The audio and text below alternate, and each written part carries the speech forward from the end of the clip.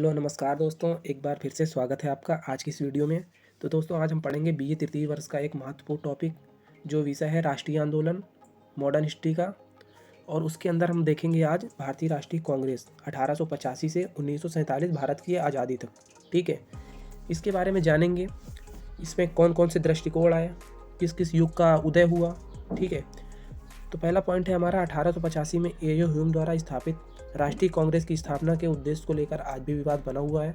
ठीक है, ये हमने पहले ही जान लिया है कि भारतीय राष्ट्रीय कांग्रेस की स्थापना किसने की थी। 28 दिसंबर 1885 को एओ ह्यूम द्वारा की गई थी, और इसके पहले जो अध्यक्ष थे वो कौन थे? WC बनर्जी थे। ठीक है, और इसमें कुल कितने प्रतिनिधि थे? 72 थे। नेक्स्ट पॉइंट है, मदन मोहन मालवीय ने क्या कहा है भारत ने अपनी आवाज़ इस संस्था में पाई है, और इस संस्था ने भारतीय स्वतंत्रता का मार्ग प्रशस्त किया है। यानी कि अगर ये संस्था नहीं होती तो शायद आज़ादी और देर से मिलती। ठीक है, नेक्स्ट पॉइंट है 1885 से 1947 तक भारतीय स्वतंत्रता के लक्ष्य के प्रति कांग्रेस द्वारा जिन रूपों में कार्य किया गया, उसके आधार पर कांग्रेस के इतिहास या भारत के स्वतंत्रता आंदोलन को 3 कालों में या 3 भागों में हम देख सकते हैं।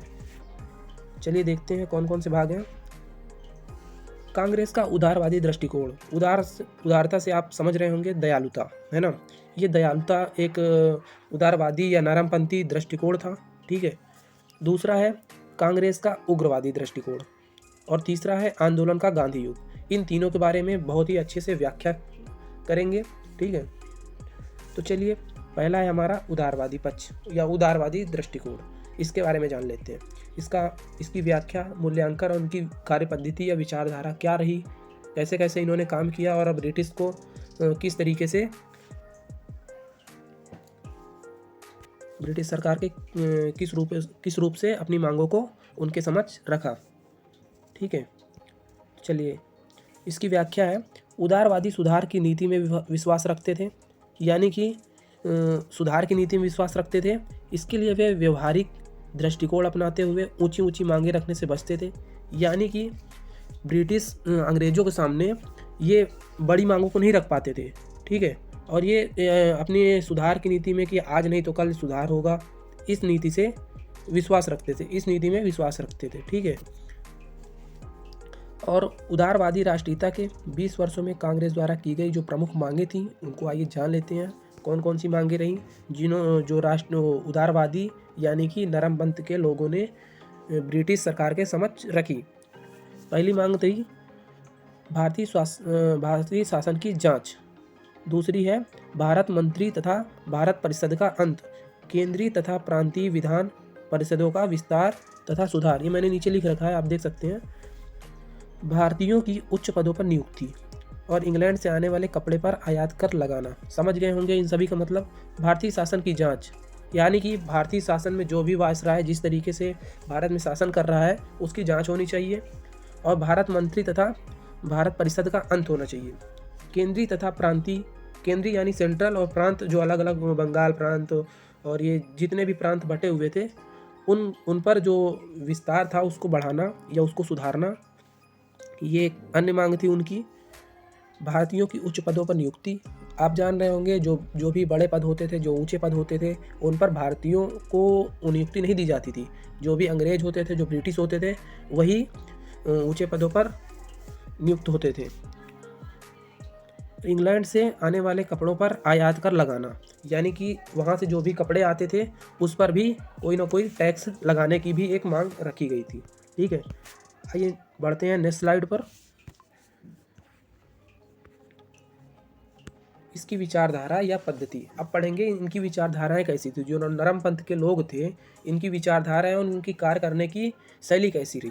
ठीक है, ये सरकार के प्रति राजभक्त थे, यानी कि ब्रिटिश सरकार के प्रति राजभक्ति पे ज़्यादा विश्वास रखते थे, राजभक्ति करते थे। ठीक है, अंग्रेजों की न्यायप्रियता में विश्वास, यानी कि अंग्रेज जो भी न्याय करते थे, जो भी डिसीजन लेते थे, जिस तरीके से कहते थे उस तरीके से लोग करते थे, और जो भी निर्णय लेते थे उस पर वो विश्वास रखते थे। कौन? भारतीय जनता। ठीक है, भारतीय जनता यानी भारतीय पूरी जनता नहीं, जो नरमपंथ के लोग थे। ठीक है, तीसरा है भारत व ब्रिटेन संबंधों में विश्वास, यानी कि जो भी लालच लालच दे दे करके अपने उच्च पदों पर बैठाएंगे, तुम्हें क्या कहते हैं, जो भी तुम कहोगे, जो भी मांग करोगे उसको मानेंगे। इस लोभ के चलते भारत और ब्रिटेन के संबंधों में उनको विश्वास दिलाया जाता था कि हाँ, हम तुम्हारे साथ हैं, कहीं भी किसी वक्त अगर ज़रूरत पड़े तो हम तुम्हारे लिए सदैव तत्पर रहेंगे। तो इसलिए उनको विश्वास दिलाया जाता था कि भारत व ब्रिटेन बहुत अच्छे एक तरीके से मित्र हैं।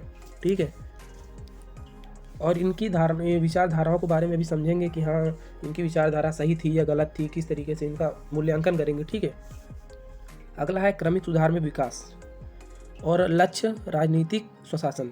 लक्ष्य राजनीतिक स्वशासन का अर्थात ये है कि जो नरम पंथ के लोग थे, इनका लक्ष्य क्या था? राजनीतिक स्वशासन। स्वशासन का मतलब समझ रहे होंगे, स्वशासन मतलब स्वयं का शासन। राजनीति में भी स्वयं का शासन चाहते थे। ठीक है, और छठा क्या है? संवैधानिक साधनों में विश्वास। संवैधानिक साधनों में इनका अपार विश्वास बढ़ता रहा कि जो कर रहे हैं सही कर रहे हैं, जो भी ये साधनों का प्रयोग कर रहे हैं वो भी सही हो रहा है। चलिए सबको डिटेल के जानेंगे। सरकार के प्रति राजभक्त। शुरुआती दौर में उदारवादी ब्रिटिश सरकार के प्रति देशभक्त थे, लेकिन वे अपनी देशभक्ति के बावजूद ब्रिटिश शासन के बड़े प्रशंसक भी थे। ठीक है, समझ पा रहे होंगे। ब्रिटिश सरकार के उपकारों के प्रति उनके हृदय में सम्मान का भाव रहता था।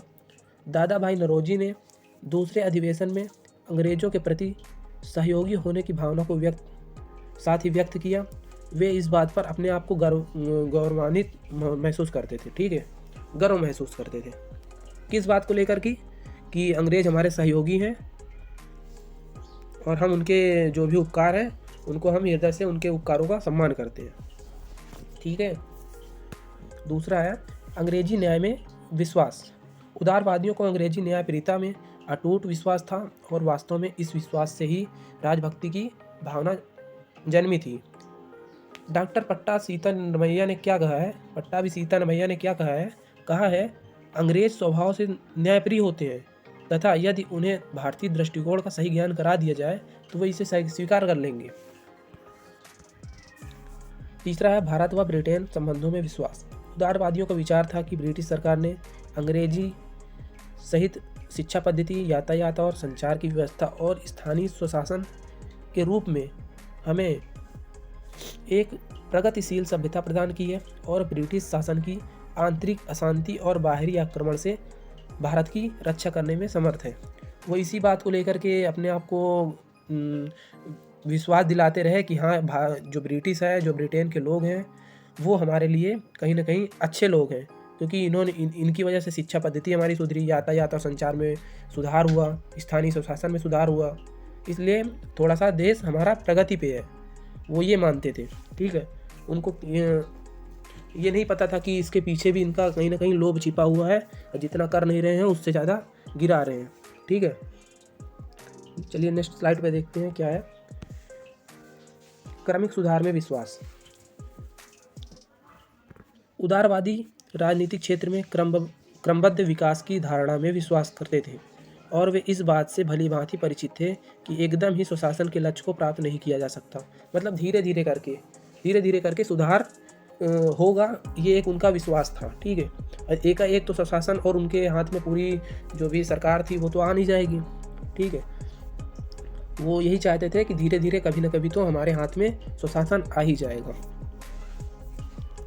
तात्कालिक रूप से वे प्रशासन में आवश्यक सुधारों, विधान परिषदों, सेवाओं, स्थानीय स्वास्थ्य संस्थानों और रक्षा सेवाओं में सुधार से ही संतुष्ट थे।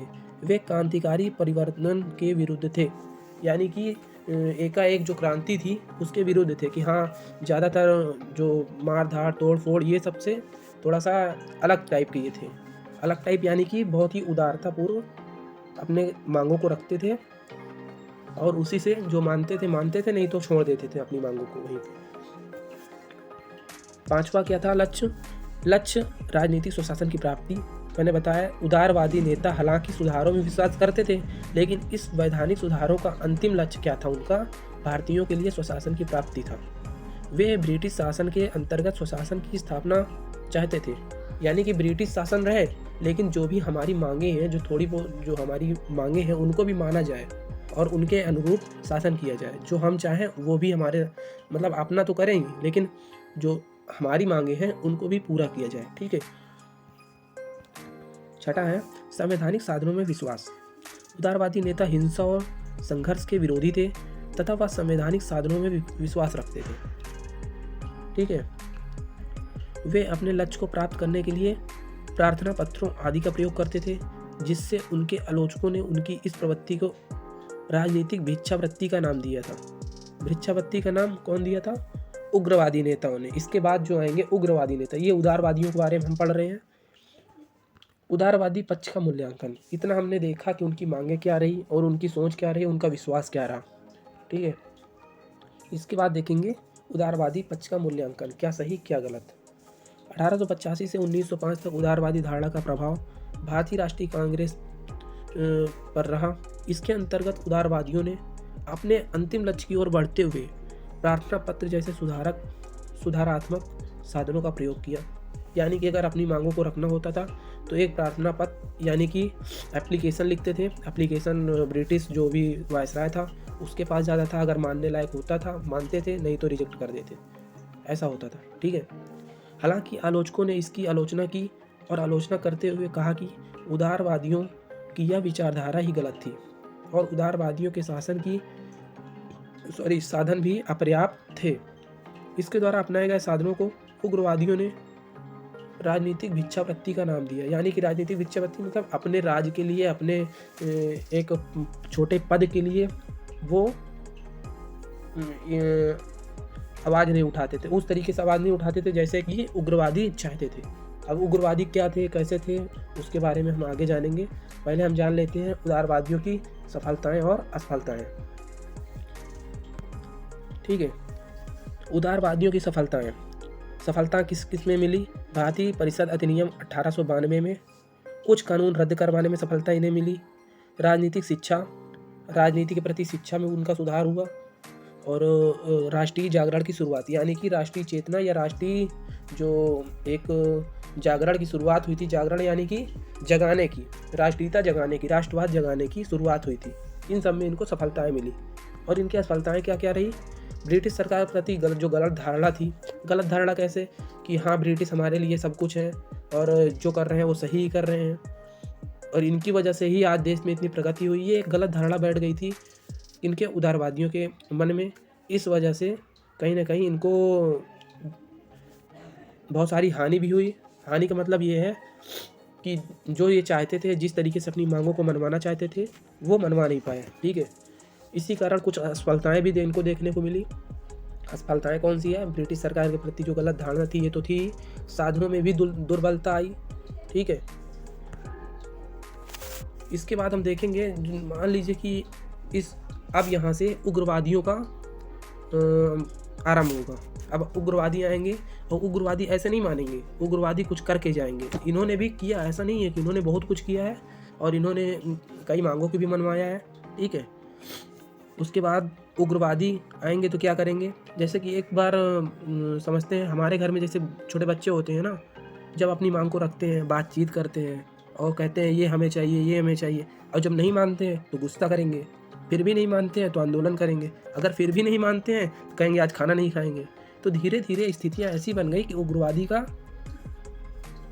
उग्रवादी विचारधारा उत्पन्न हो गई। ठीक है। तो वही है। तो चलिए देखते हैं अगली वीडियो में उग्रवादियों के बारे में और उनका क्या उद्देश्य था, वो किस तरीके से उनकी कार्य पद्धति थी, उसके बारे में अच्छे से जानेंगे। Thank you so